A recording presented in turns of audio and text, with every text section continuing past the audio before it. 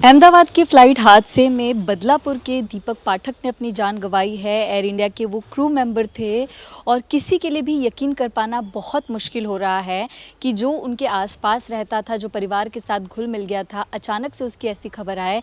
दीपक के बचपन के दोस्त, रिश्तेदार, पड़ोसी सब यहाँ पर मौजूद है और हर कोई गमगीन है। किसी के लिए भी यकीन कर पाना बहुत मुश्किल है। मेरे साथ सार्थक भी यहाँ मौजूद है। आपने उनको बचपन से देखा, साथ में एक दूसरे के आप जानते थे, पढ़ते थे, बगल में भी रहे हैं। क्या कहेंगे, कितना मुश्किल हो रहा है सार्थक यकीन करना?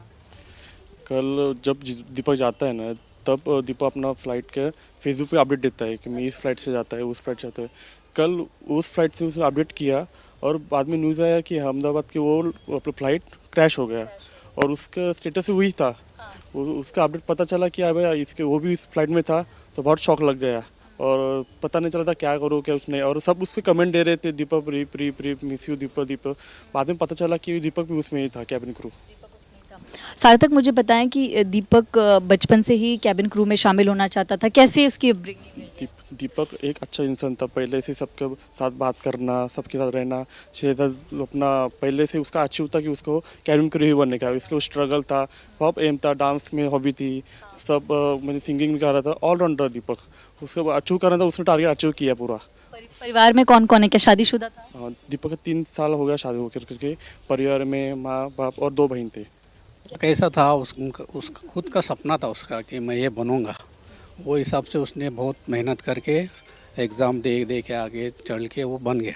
बचपन से देखा है आपने उसको? यहाँ वहीं पे बड़ा हो गया हमारे सामने ही। दीपक को बचपन से आपने देखा, इतना अचीवमेंट, उसके बाद अब चला गया। अभी वो मेरे सामने से ही नहीं जा रहा है, आपके सामने से ऐसा हो गया। जब भी मिलता था, कैसे काका कैसा है, कैसे हाथ भरे है, ऐसा सब बात करके ही निकल जाता था। रुकता था 5 मिनट। उसका स्वभाव ही ऐसा था, कोई भी मिलने दो उसके साथ बात करके ही आगे जाता था। हंसना मुकना, कभी उसका गुस्सा ऐसा कभी नहीं। हंसना चेहरा था, हंसना बहुत अच्छा था लड़का। अभी वैसा बहुत कम है लड़के लोग। पिताजी की तबीयत खराब थी बताया जा रहा था। हाँ, तबीयत उनका भी एकदम, उनको शौक लग गया ना एकदम से।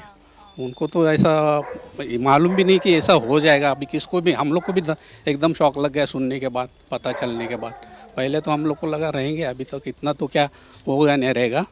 उसका मोबाइल वो जभी लग रहा था तभी बज रहा था, बाद में कुछ नहीं लगा, ऐसा कुछ हो गया बाद में मोबाइल का। वो उनको आस थी कि रहेगा वो। तो ये कंपाउंड की तस्वीरें दिखा रहे हैं। बचपन के दोस्त, पड़ोसी, रिश्तेदार सब मौजूद हैं। अभी भी उनको उम्मीद है कि 72 घंटे का वक्त दिया गया है। शायद कोई चमत्कार हो, शायद कोई उम्मीद मिले जिसके चलते जो दीपक है वो लौट आए। लेकिन बहुत सारे परिवारों ने अपनों को खोया है, बहुत कई सवाल हैं, बहुत सारा दर्द है, लेकिन परिवार अभी भी उम्मीद में है और 72 घंटे का वक्त दिया गया है क्योंकि कई सारे पार्थिव शरीर वहाँ पर हैं, सबकी टेस्टिंग होनी है, एक रिपोर्ट तैयार करना है जिसके लिए वक्त लगता है। लेकिन रिश्तेदार, पड़ोसी, हर कोई बस उम्मीद में इंतज़ार कर रहा है। तो लोग दुखी भी हैं, लोगों की उम्मीदें जिस तरीके से टूटी वो तस्वीरें भी आ रही हैं और कई ऐसी कहानियां हैं जो दर्द से भर देती हैं।